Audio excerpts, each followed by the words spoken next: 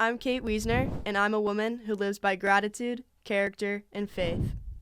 So, Kate, here we go. Ready? Here we go. All right. So, character is a big part of our program. And for you, is there anyone in your life who's influenced your character, as a parent, a mentor, a coach? I think the first person that comes to mind for me is our director of ops for our women's soccer team at Penn State. I call her our cultural guru. She spends her whole job pouring into us as players, but as people. And her job description is to help us leave Penn State as better humans than when we walked in the door as little freshmen. And she has absolutely shaped my character and who I am in my 4 years here. She's been super intentional about pouring into me, and she's there, with the hug when I need her, but she's also going to give me a little push when I need that too. And she's absolutely just made me a better human being in teaching me how to make our younger players better humans. Interesting. So she showed me how to pour into people through relationships, through service, through community. And then I've taken those practices and try to pass that on to our next generation of players that come through the program. That's outstanding. And what's her name? Her name is Kara Cook. Kara Cook. All right, give a shout out to Kara Cook for that. Cook. That's great. Yeah. And her name's easy to say, Kara Cook. It just rolls right out of your mouth. It I does. love that. So that's interesting. So what she was saying was, like, the things you talked about were the stuff that kind of happens off the field, right? Mm-hmm. With the you're saying, so where was she helping you? You were saying specifically where she's pouring into you to help you be better in what places? Just helping me grow as an individual away from the soccer field. Right. It's one thing, right? Our coaches are pouring into us, trying to make us better players, trying to win games, and that's important. But I think one of the reasons that this program at Penn State is so special is because they believe that better humans make better soccer players. Right. So good. That is so good. So how do you think that's affected your performance? It's affected it in a lot of different ways. I think it's kind of reshaped my view of the game a little bit. Obviously, we're a competitive program, and I want to win games, but there's more to it than that. Right. And I think that I've walked away knowing that sometimes in sport, things aren't going to go your way. You can do all the right things and still not come out with the result. But if I can walk off the field knowing that I performed at my best because of what I did to prepare, not only on the field but off it, I can walk away proud of my performance and proud of the effort that I gave. Oh, that's outstanding. I love that. So I'm so interested in this. You're a California girl. I right? am. So how did you get across the coast to Pennsylvania? What brought you to Pennsylvania? So I really actually wanted to get out of California for college.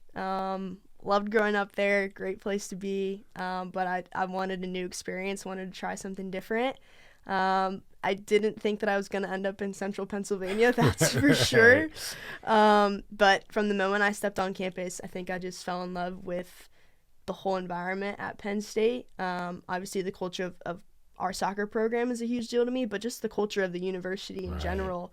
I think there's so much pride in being a Penn Stater and all that comes with that. Right. And it's really a community more than a school. Right. There's the students, and then there's the people that travel in for football games, and there's the people who live in State College, and every single one of them is a diehard Penn State fan, right. And just wants to see this school athletically, academically, in whatever other arena be successful. And I just love that community and that support that comes with it. Yeah, we are. Right, Penn we State. are. That's it. It really does. For me, as somebody who graduated eons ago, is I'm still connected into that, right? That we are thing, the exact thing you're talking about, that extended community, just lasts the rest of your life. Like, I'm glad you're getting it now, and you're going to continue to get that. So if you had to pick a few words to describe the identity of Penn State women's soccer, what would that be? So we have 3 official pillars: attitude of a champion, blue collar, and united family. And those mean a little bit different things, I think, to everybody. But to me, kind of the crux of this team is family. It's a family environment, and that means we love each other. We pick each other up when we're down, but that also means that we are pushing each other every day in training, on and off the field, to be the best soccer players and the best people that we can be. We hold each other to really high standards, but that just brings the best out of us. Right. And I feel really blessed to be a part of a place where I felt like I was pushed and pulled in ways and stretched that I didn't think I could do. But now knowing that I can go through hard things, I can do that, and I can come out on the other side a champion. Oh, that's a great life lesson right there. So are there any other players that you think were formative to you, like other than Kara, was it? Mm-hmm. Other than Kara, are there other players you think were formative to you and help you be like, oh, I want to be a little bit more like that player? Yeah, I think something we talk a lot about in our program is legacy. Mm-hmm. And I feel really lucky that I've been a part of kind of a legacy of fantastic players and human beings at Penn State. Starting with when I was a little freshman, Kaylee Reel was one of our senior captains, and she was a center back. I was an outside back. I played right next to her on the field, and she was an unbelievable leader for us, led by example, absolute powerhouse. And so I got to learn from her and try and soak that all in. And I think after that, Sam Coffey, one of the most incredible players to put on the Penn State jersey, but really just bought into the culture of our team, and played a major part in forming that and driving that along, and brought everybody else with her. She wasn't the type of leader who was going to run at the front and kind of leave the rest to catch up. She was at the back of the pack, serving others, putting others before herself, and pushing all of us to make us the best people we could be. All right, what a great message to put out there, right? Not it's easy to lead up front, but it's a kind of coming, like you said, that metaphor. I want to come back behind that is making sure everybody's moving across the finish line. Not like, hey, just keep up with me. I'm going to make sure we're all kind of moving across together. Exactly. Right? That's great. So it sounds like there's a lot of gratitude in there for those folks. So I want to come back, 'cause that's a key word for us. Mm-hmm. So what does gratitude mean to you? And like maybe then you can segue into like how does that like help with your performance? Totally. I think gratitude is something that I focus on a lot in my life, having gone through a couple of season-ending injuries, and at one point not really being sure that I wanted to even play anymore. Like every moment that I have on the field is filled with gratitude. But I think it's a choice, right? Like sometimes it's hard, sometimes training is tough. But just I think keeping that mindset that this isn't something I have to do, this is something that I get to do. And I just want to soak up every moment that I spend with a soccer ball at my feet, playing with my best friends for some incredible coaches. Those are the moments that are special. Even when I don't always feel like, waking up early to do that workout, that this is a privilege that I get to do this. And so I'm going to choose to attack it with a positive attitude, with a good mindset, and with a heart full of gratitude. Wow, that's great. So it really brings you into your moments, right? Mm-hmm. I think that's the biggest thing we're talking about with our program is that we're always so scattered with what we do. Everybody's checking their phone every 2 seconds. Where's my phone? Where's my phone? What's going on here?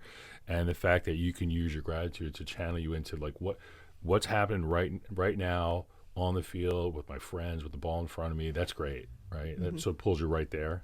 Absolutely. I think being a student athlete is a chaotic and busy life. There's a lot of stressors off the field, classes, exams, when we get into finals, personal stuff, like all that stuff can get really loud at times. And I think for us, when we cross those white lines on the training field, we are in that moment for as long as practice lasts, and all that stuff gets left behind. So we talked a little bit before we started about your injuries, and I heard you mention it. 'Cause I want to kind of go back to, were those instances, they help shape who you are? Are there any stories you have that say, hey, I can point a couple of these that help shape my character, or my gratitude, my faith, or those things that help inform who you are on the field and off? Yeah, absolutely. I think I've had three major knee surgeries, and every single one of them taught me a little bit of a different lesson. One story that really sticks out to me is my third injury was a meniscus, and it was right after COVID. We'd already had a delayed season and hadn't really played a soccer game in close to 2 years, and here I was with this third season-ending injury, and I remember one morning the team had an early morning practice, and I didn't go. I was trying to sleep in, and I remember just laying there. Knee was hurting. I was only a couple days post-op, and I was like, I don't know if I can keep playing. Like, I don't know if this is something that I can come back from, I can keep doing. And I was laying there, you know, in a pretty dark place. And all of a sudden, 2 of my teammates walked through the door with an iced coffee and a bagel for me. Oh, come on. And how can you turn that down? No, right? you can't. I want one right now. Yeah. It was 6 steps from my bed to my door to get out to the kitchen to get my iced coffee and my bagel. And I was like, you know what? I can do 6 steps today. I can take those 6 steps. I can get out of bed and go 6 steps to the door. That's great. And the next day was hard too. But I was like, you know what? I can do 6 steps. And every day it was 6 steps. And then it was 100 steps out the door. And then I was running. And then I was playing. But it was like those initial first 6 steps. As long as I stayed in those, I knew I could do it. I knew I could come back from that. That's great. Come on, let's go. I think I have goosebumps. That's great. So I want to keep going. The stuff is you're on fire. This stuff is great. I keep thinking about my kids hearing these messages and just kids. So I want to kind of go into that. What do you think is important, or why do you think this is important for like these ideas to be moved down into youth sports? Like, could you go back to yourself as a kid? Yeah, I think as any kid playing sports, right, you look up to, you idolize the players who are, you know, you dream of being. I know I did that as a young kid with the women's national team, and then as I got a little bit older with college players and players at Penn State, like, we are role models for that next generation, and that's something that I take a ton of pride in and I take really seriously, and I think that it's so important for kids who were once in my shoes to be able to see people doing this and know that, hey, this isn't easy. This isn't easy to get here. But if you have the right tools, like, you can do anything you put your mind to. And, you know, I'm a big believer in dreaming big. I don't think there's a dream that is too big. And so I just take a lot of pride in explaining that to the next generation and inspiring them to dream big and shoot for the stars. Fantastic. Kate Wiesner, thanks for being a road warrior, and thanks for being on the road with us. We appreciate you. Thank you. Yeah.